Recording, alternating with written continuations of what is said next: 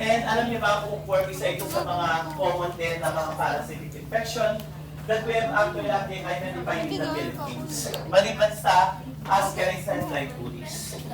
Now, our hookworm actually meron tayong apat, Necator americanus, Asclepias judiciae, Brasiliense, and Canine. Now, itong apat na ito, iba-iba ang kanilang mechanism, pero sa man, they sucks blood, particularly the first two.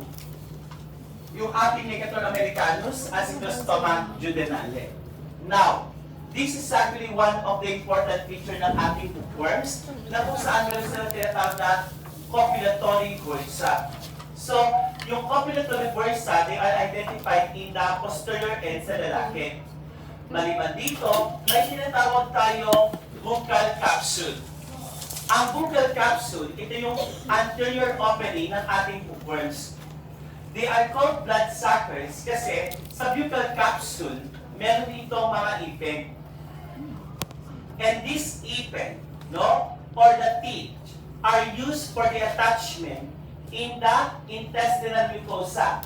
That's why they have the capability na kung saan they can able to what we call now suck blood. Yan ang ating mga hookworms. And of course, sa babae, mas mataba at slender naman ang lalaki.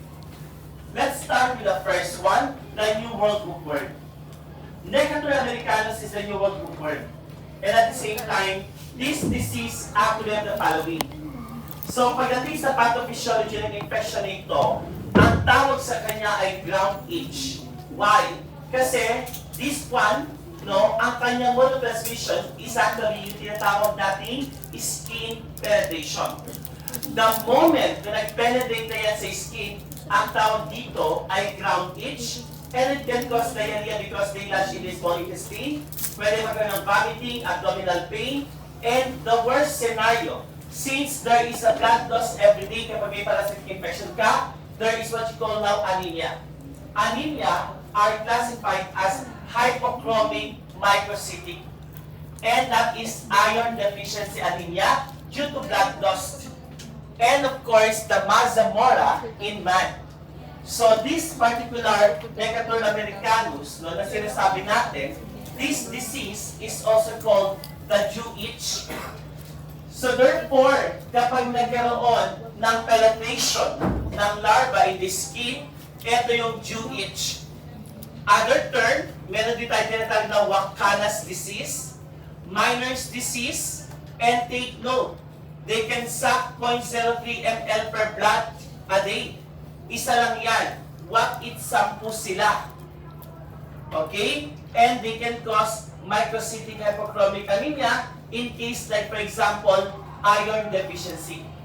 Tandaan, pag sinabi natin iron deficient, that means that there is a blood loss. And therefore, kapag may blood loss, definitely, that can lead to anemia. And most common anemia pag may blood loss, that is microcytic hypochromic by nature. Now, another. This is actually yung ating tinatawag na Necator americanus. Katulad ng ating Ascaris, the larva migrates in extraintestinal, hindi lang sa gastrointestinal tract. And the main habitat kasi is small intestine. Napansin nyo, pag small intestine, most of the time, they have the capability to have an extra intestinal invasion. But, dito na nagkaiba. The mode of transmission is actually the penetration of the infecting stage, and that is pilariform larva. The pilariform larva is the infective stage. Therefore, the diagnostic stage, we can identify egg in the stool. Treatment, albendazole. Control is of course educational awareness. Now, tignan natin mabuti ang New World hookworm. If you're going to check for the buccal capsule, they have underlying semi-lunar valves.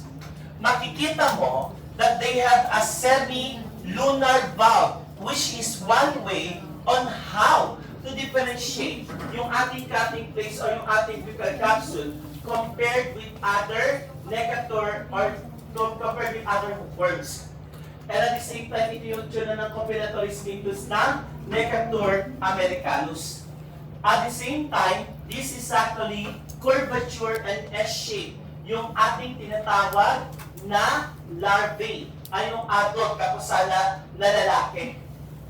Okay? And the lifespan medyo mahaba, 14 years.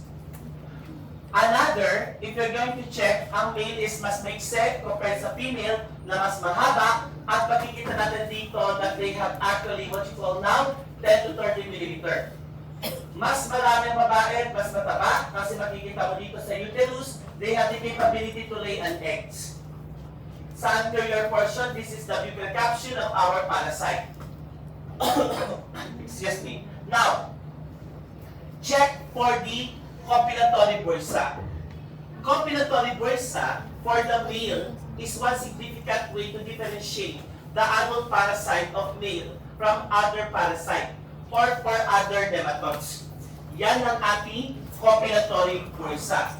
Next, we have also our Ancylostoma jejunale. Pagdating sa ating Ancylostoma jejunale, they are called the overworm.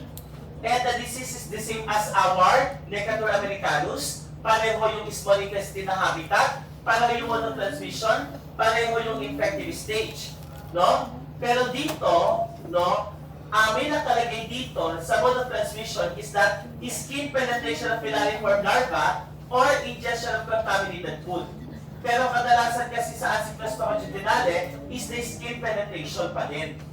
Then, at the same time, the diagnostic stool pareho. We can see egg of this Ancylostoma jejunale and Necator americanus in the stool. This is the problem.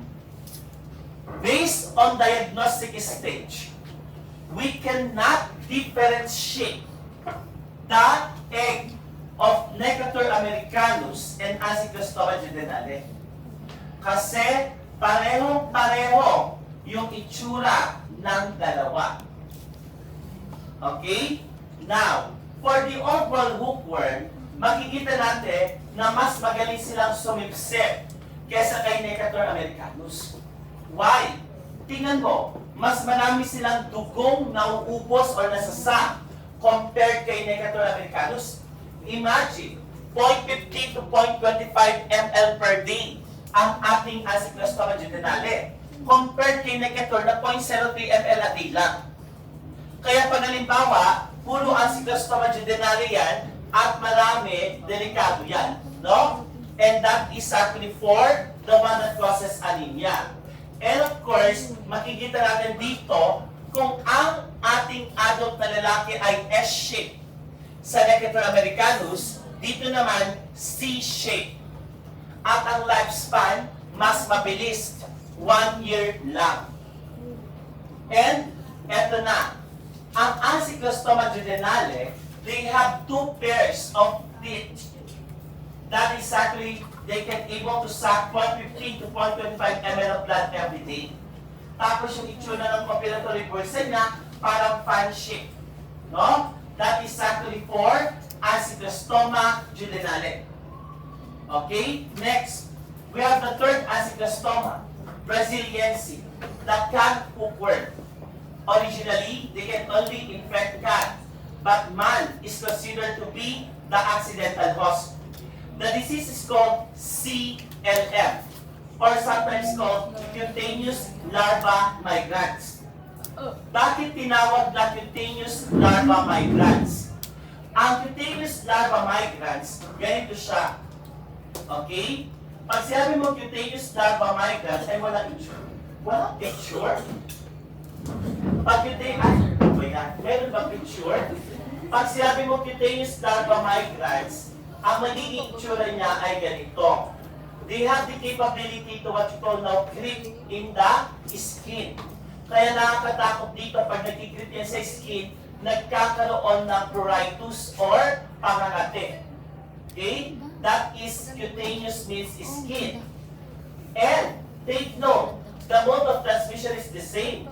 That is cutaneously, of course, no, pwede magkaroon ng tinatawag natin cutaneous or penetration of the skin. So your cutaneous larva migrans, ganito yung itsura niya. So this is actually a creeping eruption ang tawag, which is caused by the hookworm, the cat and dog hookworms. And ang nangyayari dito is that there is actually the creeping of the larva in the skin, leading to what we call now, nagkakaroon ng tinatawag nating pruritus or pagngangati. The worst scenario, pwedeng magkaroon ng allergic or, ayan na nga, no? Pwede magkaroon ng lesion kapag or pamamaga, pag hindi nabigyan ng proper attention, ang infection na ito. That is your cutaneous larva migrans. That is for Acinetostoma brasiliensis. Now, the mode of transmission, filariform larva pa din, sometimes called the creeping reaction or creep, do not mature into adult. Third question, what is the diagnostic stage? Since they cannot mature adult, no, we cannot see an egg in the ova.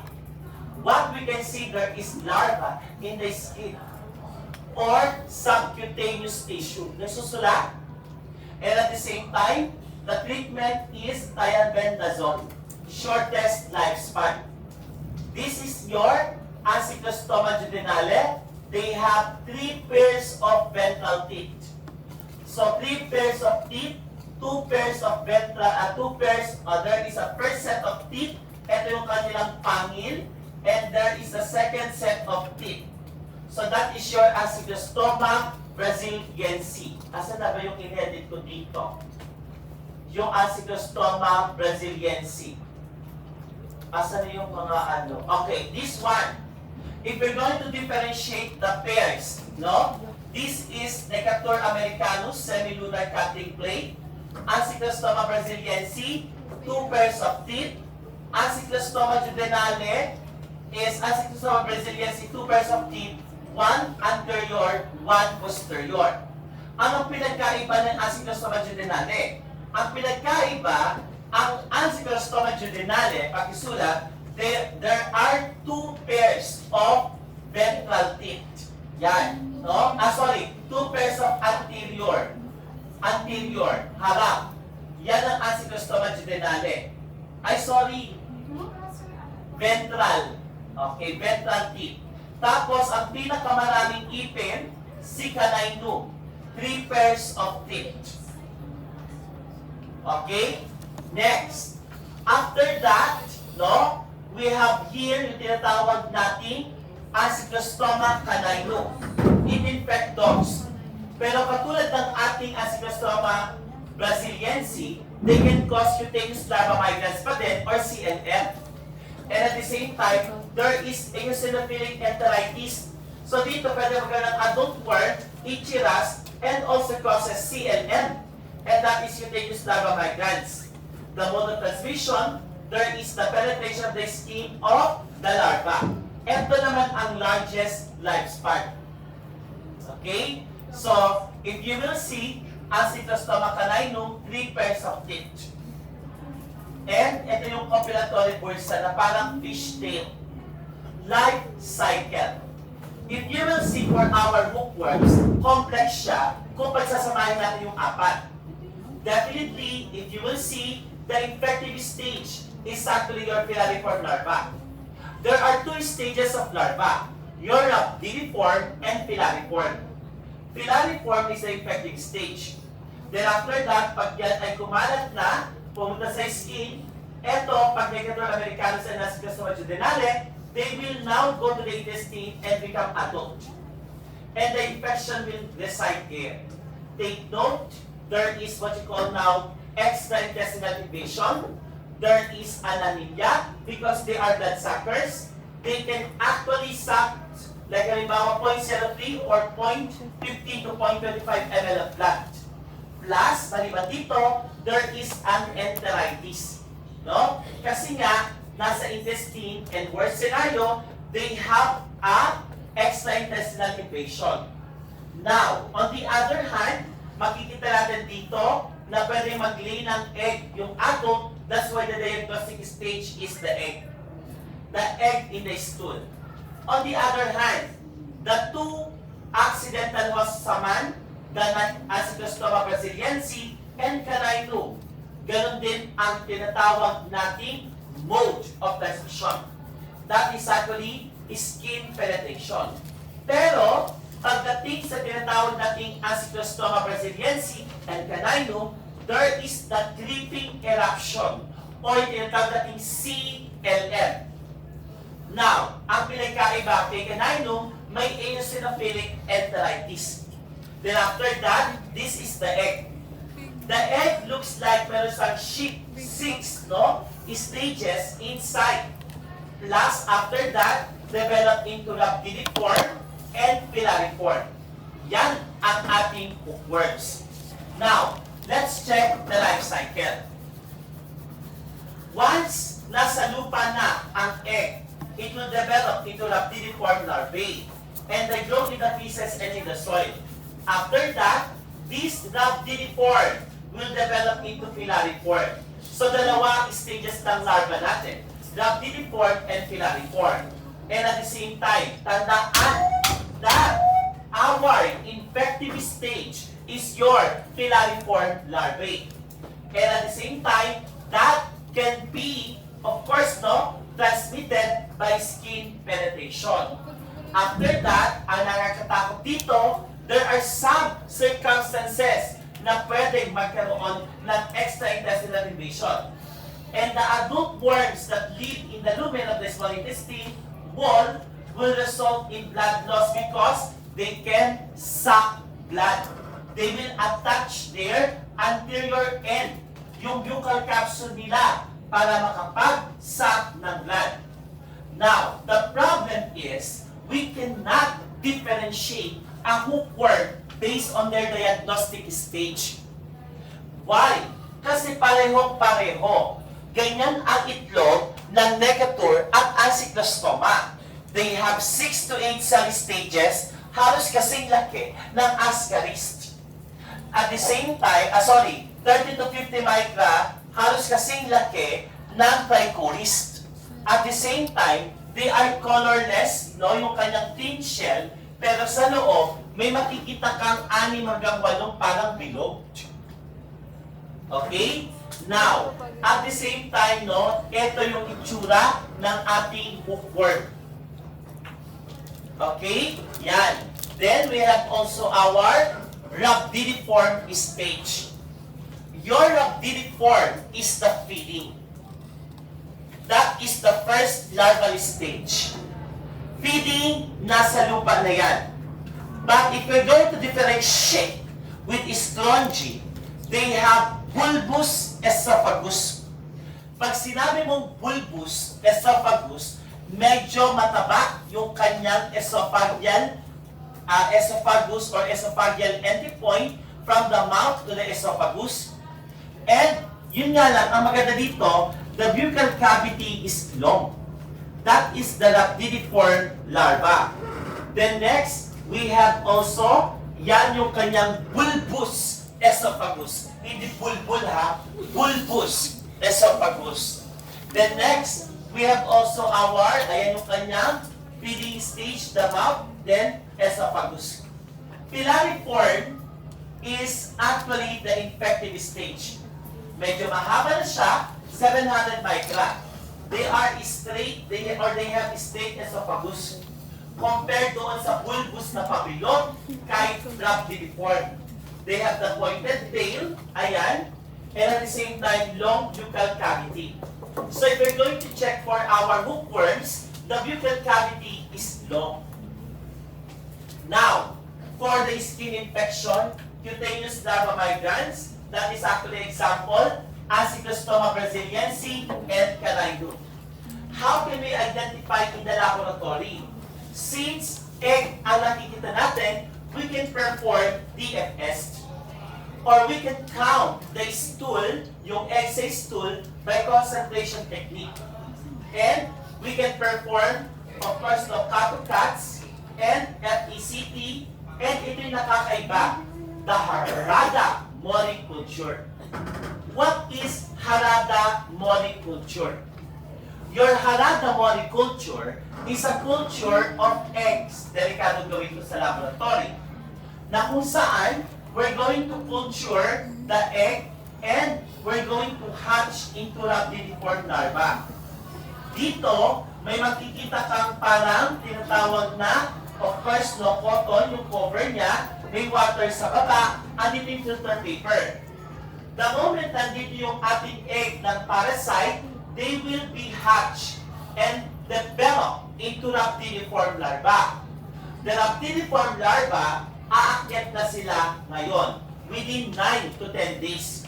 So after that, ay within 1 to 5 days, ang ating hookworm, after ang ating Harada Mori culture of specimen is, of course, after 10 days, yung hookworm. So, ang ginagawa natin, we allow the hatching of larva from eggs on a strip of filter paper. Then, immerse in the water. Para dito makikita mo yung rhabdiniform larva. So, therefore, ang nangyayari dito, pag napisa yung itlog, magpupunta ngayon dito sa tinatawag nating, of course, no, sa water. So, the stool ng ating sample, ilalagay natin sa filter paper. Hanggang sa ma-develop into rhabdiniform, yung ating larva, babagsak ngayon sila sa baba, sa tubig.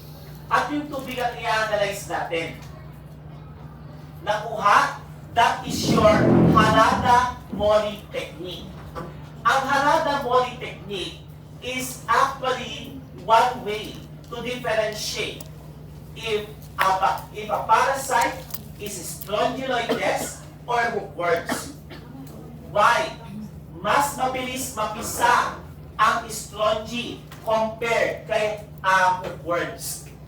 Kasi ang ating strongy are oviparous. They lay embryonated egg. Nakuha. So that is actually for Harada Mori technique. Next, we have the characteristics. After that, is strongyloides, is stercoralis. Katulad ng ating hookworms, they have the term contain, of course, no, extraintestinal invasion. Ang problem natin dito, may pruritus pa rin because they penetrate in the skin. Pero ang nakakatakot dito, walang anemia, but there is diarrhea and malabsorption. And, of course, may cutaneous din, and pag extraintestinal, baka marami, may labas ko, pulmonary and intestinal disease. Katulad ng ating hookworm, they have the blood-lung phase, the habitat katulad din ng hookworm, is small intestine, katulad din ng hookworm, pilariform ang infective stage, at transmitted by skin penetration. Nag-iba lang sa diagnostic. The diagnostic stage is either pilariform or rhabdiniform larva. Yan ang ating strongyloides. At maliban dyan, may auto-infection. Why? Kasi there's a possibility during the moment na napisa yung itlog sa katawan ng tao, that particular rhabdiniform develop into pilariform. At pilariform, tandaan, is the infective stage 2 months. Okay? And ang tawag natin dyan, Cochin China diarrhea, Vietnam diarrhea, or honeycomb appearance of intestinal mucosa. Okay? Yan. Take note that Cochin China, galing yan sa Vietnam, that is actually Vietnam diarrhea. And kung makikita natin ang life cycle mamaya, ipapakita ko, they are parthenogenetic. Anong ibig sabihin ng parthenogenetic? Na yan. Since strongy are opportunistic, they can infect immunocompromised patient. Pag sabi mo parthenogenetic, able to produce offspring without fertilization with males. Parang version ni Mama Mary. Okay? And female worms are ovoviviparous. They can lay eggs that contains the larva or embryonated that hatches out immediately. Yan. Ang ating strongyloides stercoralis. Now, this is the egg. Pareho sila ni hookworm, ang size, pero pinagkaiba sa loob may embryonated na. Sir, makikita po ba yan sa stool? Hindi! Ano nakikita, sir? Rhabdiniform or filariform larva. Okay? That is exactly what you can see in the stool. Next.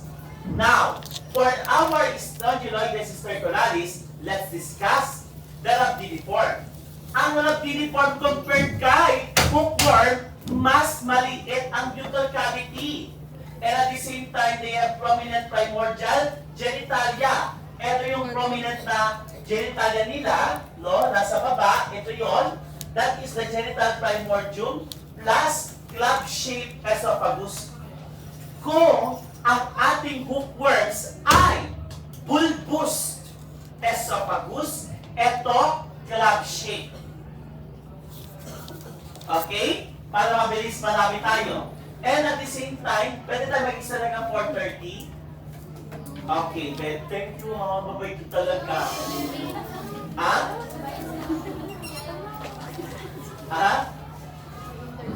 Next. So, if you're going to compare the rhabdiniform of hookworms and strongy, makikita mo, one particular prominent feature ng ating strongy, they have the genital primordium.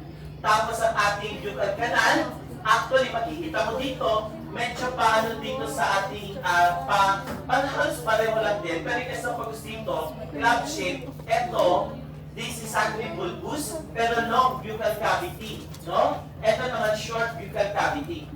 Yan ang pinagkaiba nilang dalawa. Now, filariform larva, walang bulb on the esophagus, pero they have short buccal cavity. And what is very interesting, underline the notch tail. Compared sa ating hookworms, hindi notch ang tail. Kaya minsan nung nakita ko sa microscope, nung chinek ko, filariform yung nakita ko, hindi ako nagkakamali. Bakit? Because of the tail, the posterior end. Okay? That is your L3 or filariform larva. Dito ang esophagus, of course, hindi bulbous compared kay filariform sa strongy, walang bulb. Dito naman, ang hookworm may bulb konti. Pero mas mahaba pa rin ang buccal cavity compared kay strongyloides stercoralis. Let's explain the life cycle. Sa life cycle, makikita nyo dito na kapag nagkaroon ng penetration in the skin, magkakaroon ng infection ang patient natin with strongyloides stercoralis. Ngayon, ang mangyayari dito, there will be, it will have, sabihin natin, no, it will go to the intestine. At the same time, sa small intestine, pwede magkaroon ng infection. Doon pa lang sa pag-penetrate sa skin, pwede na magkaroon ng pruritus or cutaneous infection, pangangati. Then after that, pag sa small intestine na, pwede na magkaroon ng malabsorption syndrome, diarrhea. Worst scenario, pwede magkaroon ng infection, extra-intestinal infection, like the lungs, or the stomach, or the liver. Now, after that, pag nangitlog, since they are non-parthenogenetic, sabi ko kanina, na they can fertilize their egg kahit walang lalaki. Kaya pwede mag-embryonate ito. Then after that, dun na mapipisa sa loob ng katawan mo in the intestine. Kaya nakakatakot dito, no? Yung ating rhabdiniform and filariform is the diagnostic stage. May auto-infection siya. Once your rhabdiniform larva in large intestine become filariform and it penetrates in the intestinal mucosa. Sinabi ko sa inyo last week na ang auto-infection ay pwede mangyari kapag nabuo or nasa iyo ang ano yung mga nasa ang infective stage. Okay? Yan. Then at the same time, of course, no? Ngayon, hindi mo makikita ang egg sa stool. Rather,